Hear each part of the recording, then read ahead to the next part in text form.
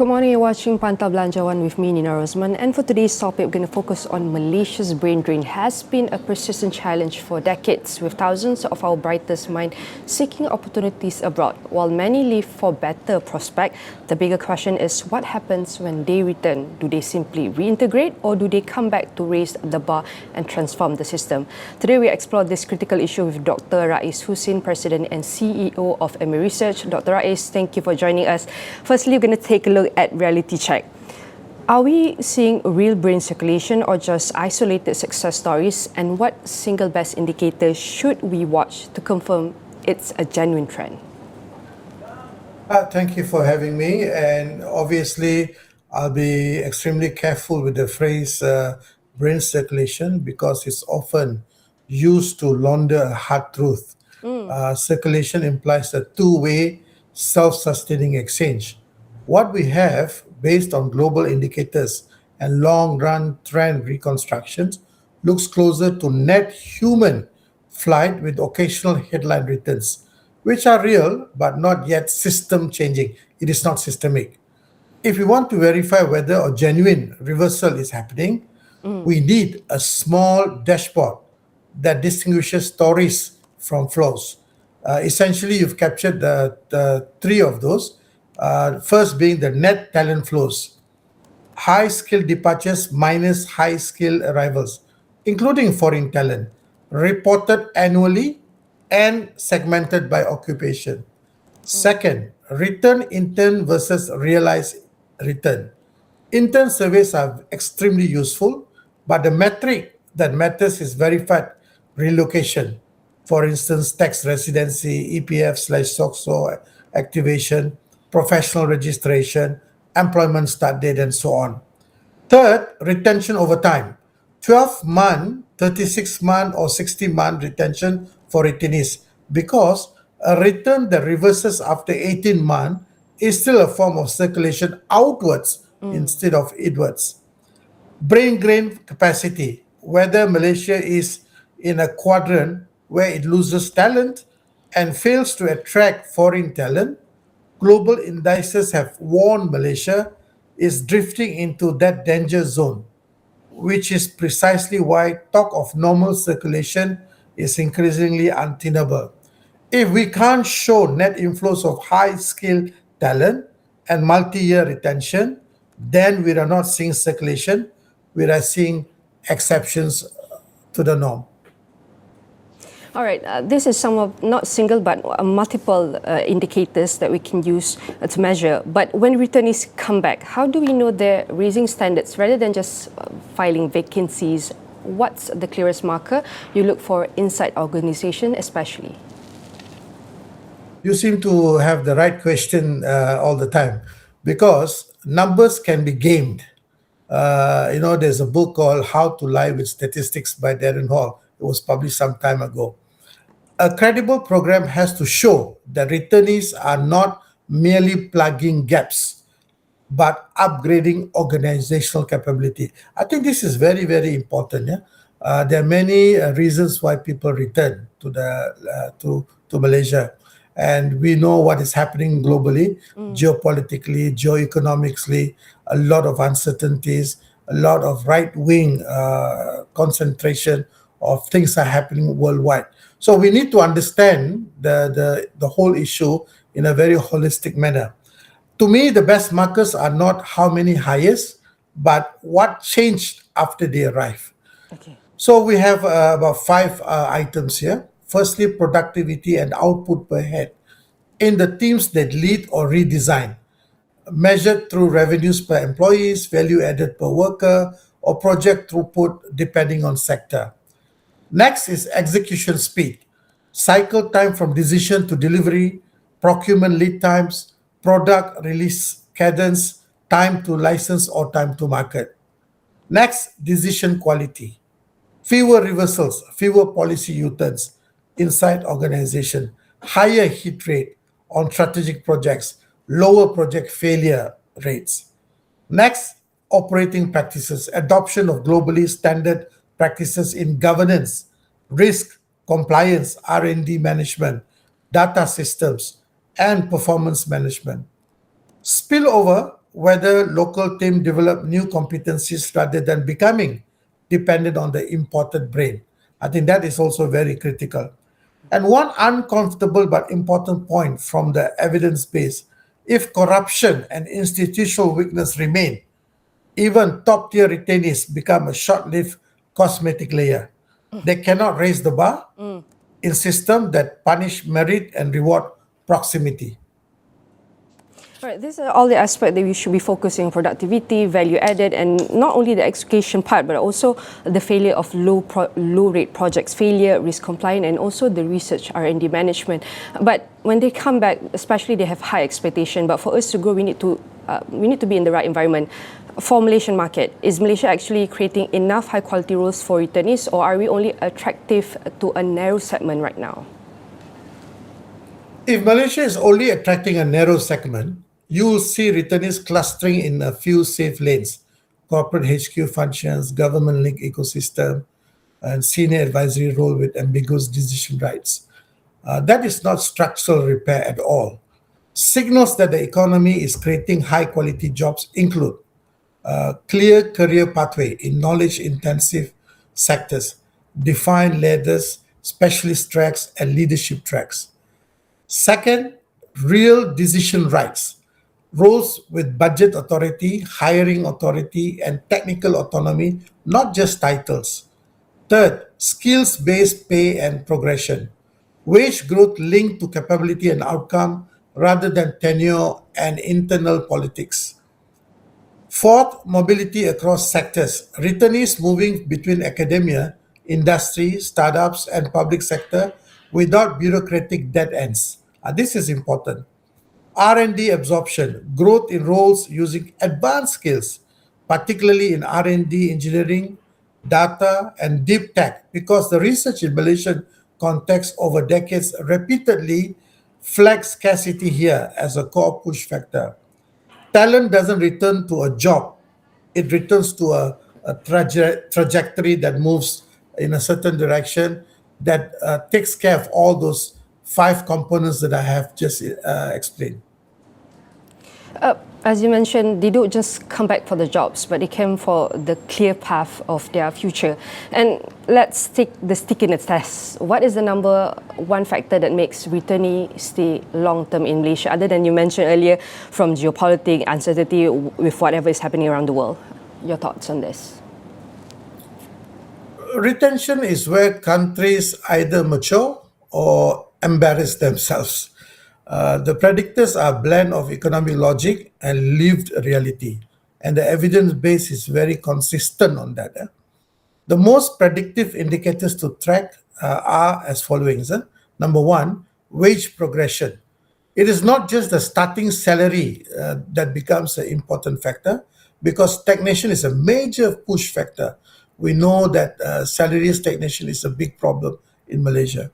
Workplace culture and autonomy, ability to innovate, participate in decisions, and work in a high trust environment. This is very critical. Meritocracy signals, promotion, recognition, and performance management that feel fair and legible. Family infrastructure, school access and quality, housing affordability relative to wages, and healthcare continuity. Spouse pathway. Sometimes the returnees actually married someone from that country that he or she has been working. So are we according work rights, job matching support, and professional integration for partners? Professional licensing clarity, time to recognition for credential, predictable pathways, transparent requirements, and quality life confidence, not just safety rankings, but social cohesion, everyday fairness, and the sense that institutions does work. If I had to compress it into one thought, returnees stay when the systems stop feeling arbitrary. So there should not be any arbitrary in that system. It should be quite clear, well defined, and that the trust has been built sufficiently to ensure the trajectory continues. We're talking to more of flexible system, as you mentioned, that way we cater for all of these returnees and Malaysian talent to innovate and making space and increase the productivity of these organizations. But we want to understand also on the friction audit. Definitely from the friction audit, is the return journey truly becoming low friction? And what's the best way to measure whether bureaucracy is really decreasing? Well, this needs to be measured like a user journey, not like a press release or a press conference. The state should be able to tell you with numbers how many steps it takes and how long each step's taken and whether outcomes are consistent. I think this is very, very critical to ensure that frictions are moderated. Metrics that work that must be incorporated. Firstly, median and variance of processing time. Median alone is not enough. Inconsistency is what breeds distrust. Number of steps and agencies touched per application and how many requires in-person visits. Sometimes it's a merry-go-round in trying to get some applications done. I think many countries have improved that. Country down south have actually put it everything online. So are we there? First time right rate, proportion of application that proceed without resubmission. So to do that, the application process itself has to be fail-proof. So have we do that? Have we done that? Status transparency, frequency and accuracy of updates, and whether applicants can see which agency currently holds the file. Now, this is also critical. They do not want to be given a merry-go-round again with 10, 15 different phone calls to know where the file is. Cross-agency coordination. I think there should be a measure through handoff time between agencies and the number of cases stuck in inter-agency limbo. Sometimes when that thing happens, people get frustrated, and this also will create that friction that we do not want. User satisfaction at each stage, not as a generic rating, but tied at specific stages. Document verification, visas, tax, licensing, schooling, spouse employment. A blunt way to say it is if the process is easy, only for the well connected, it is not low friction. It is selectively lubricated. All right. Definitely, this is very important for us to see. And you've also, from the earlier of our discussion, you have shared how can we ensure all the returnees, the Malaysia's talent that come back can stay for the long term with the right system, with the right policy, and definitely we just don't want to make them as the aesthetic layer. Again, Doctor, actually, I want to discuss also how can we make sure this impact also not only bring to the elite, because when we say that Malaysia's returning, probably they go for high-level industries. But, Doctor, please stay with us as we will take a short break and we'll be right back.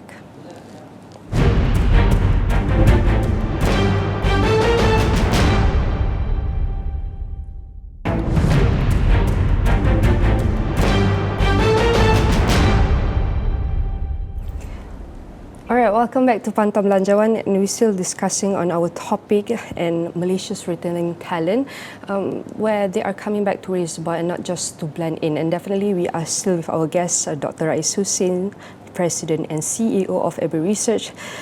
Doctor, thank you for staying with us. As you share with us on the first segment, one of the highlights that you mentioned is very clear that how can we not only measure how many returnees of Malaysian talent are coming back, but how many are making the changes. And you share a lot of dimension that we need to take a look at, from productivity, value, growth project, management, including all the systems, and also how can we make sure we can create a very long-term and high-value environment for all of this returning. Okay, I want to take a look on the impact. So talking about all of this initiative, we want to take a look impact beyond the elites. How do we make sure this isn't only a C-suite story? What's one sign that the impact is reaching mid-career and technical talent too? Share us your POV, Doctor.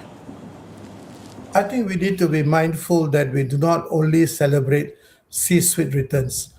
We get a glossy narrative and a hollow middle. Real recovery requires mid-career and technical talent, the people who actually run systems, build products, and teach the next cohort. If you look at the inclusive metrics that to be included in this area. My belief is it should include written rates by seniority band, technical specialists, mid-career managers, early career high performers, not only executives. Next, occupation mix: engineers, researchers, clinician, data professional, advanced manufacturing specialists. Regional distribution, not only KL Selangor, but whether returnees are being absorbed into Penang, Johor, Sabah, Sarawak, and secondary cities. SME absorption, number of returnees in SMEs and scale ups, plus survival and growth rate of those firms. Wage and career outcomes for locals in the same teams. If return programs crowd out locals, they will fail politically and socially. This also links to the larger point. Without credible institutional reform, brain drain remain a treadmill, and the country ends up paying repeatedly for the same talent it cannot hold. I remember there was a huge talent came back to Malaysia from Singapore to helm a huge sovereign wealth fund, and then he went through a lot of challenges that we were discussing a little earlier on whether meritocracy or whether decision can be made or whether he can make the changes that is necessary for him to make to ensure that the sovereign wealth fund will be in the right trajectory. Unfortunately, it didn't last, and he left. So that's the things that we need to be very mindful. Over celebrating C-suite only is not going to solve the issues. And how can we evaluate remote contributions like mentorship networks of projects and even collaborations or any investment linkage, knowledge transfer, or even the market access? And what some of the measurable outcomes for local teams and firms especially? It is important that contribution from afar works best and at scale. In economics that are already institutionally mature and digitally advanced, remote contribution is not a substitute for weak system. It is an amplifier of strong ones. Then continue with the outcomes, but reframe slightly.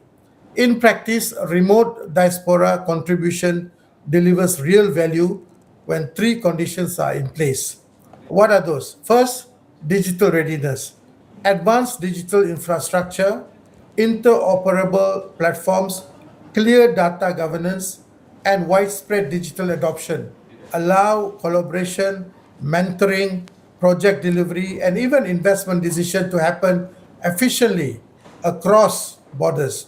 Without this, remote contribution remain fragmented and personality driven rather than systemic.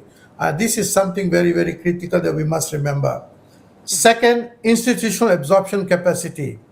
Local organizations must be able to translate external expertise into action. That requires clear mandates, decision rights, competent middle management, and procurement and contracting systems that can move at speed.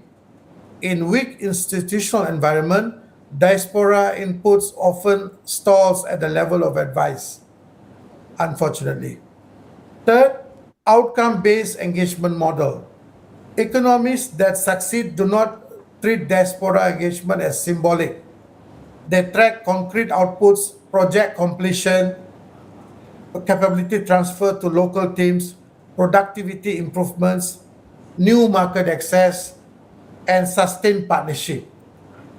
Where these metrics are absent, contribution from afar becomes performative only. So when we talk about diaspora engagement, the real question is not whether Malaysians abroad are willing to contribute. I'm sure that many are. The question is whether the domestic system is digitally and institutionally ready, specifically institutionally ready, to receive and deploy that contribution effectively.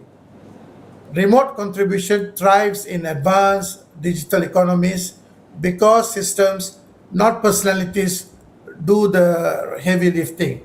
Without that foundation, it remains very marginal, no matter how talented the diaspora is. Remember, the returnees so far, if you look at the statistics, we have lost about 600,000 good resources out of Malaysia. And how many return?